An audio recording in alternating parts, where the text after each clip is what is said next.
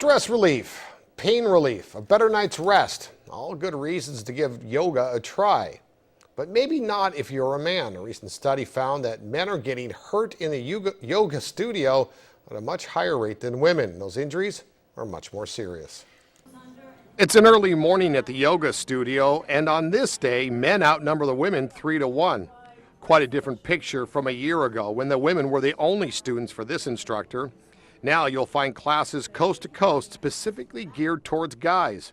Rachel Moncayo witnessed the migration of men into her own fitness studio. Many of them are athletes, marathoners, triathletes, and they're really enjoying the health benefit that they're getting from the practice. Ed Fuller is a triathlete. He started yoga 2 months ago at the urging of his wife. Now he's a regular.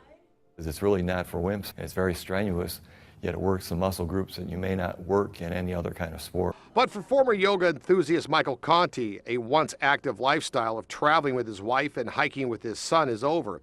He says he now lives in pain and he blames yoga. I thought maybe I tweaked my knee or something, and then it turned out to be much more serious than just a meniscus problem. It turned out to be nerve damage. After reading The Science of Yoga, the Risks and the Rewards, Michael wrote to its author, William Broad. That letter became a turning point. I slapped myself on the forehead. I can remember doing this and thinking, wow, like the most of the letters I'm getting about serious injuries have been from guys. Broad started to investigate federal data on emergency room visits for yoga-related injuries. Although men only made up 16% of the study, they accounted for 20% of the strains, 24% of the dislocations, and 30% of the fractures, as well as a whopping 71% of nerve damage injuries linked directly to yoga. By contrast, women only accounted for the vast majority of fainting episodes. Sports specialist Dr. Tanya Hagan says in general there could be a few reasons for that. Men, with their increased muscle mass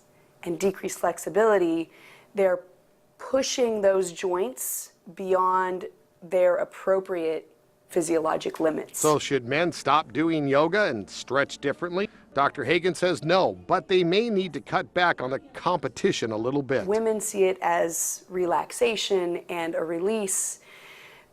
Men are often coming to it with a competitive edge, with I can push it harder. Jonathan Creamer has a website, Yoga for Men, and is a yoga instructor. He points out people shouldn't expect to be able to walk into a studio and pose perfectly. People don't get that. They see the magazine covers, they see the pretty postures, and they think they need to be doing that.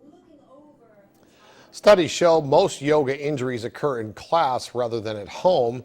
Broad tells us men, who make up about 18% of the 20 million practicing yoga in the U.S., tend to pit their strength against their inflexibility, and that's what causes the injuries. He believes some men need to be reminded that gritting your teeth and pushing through it isn't yoga.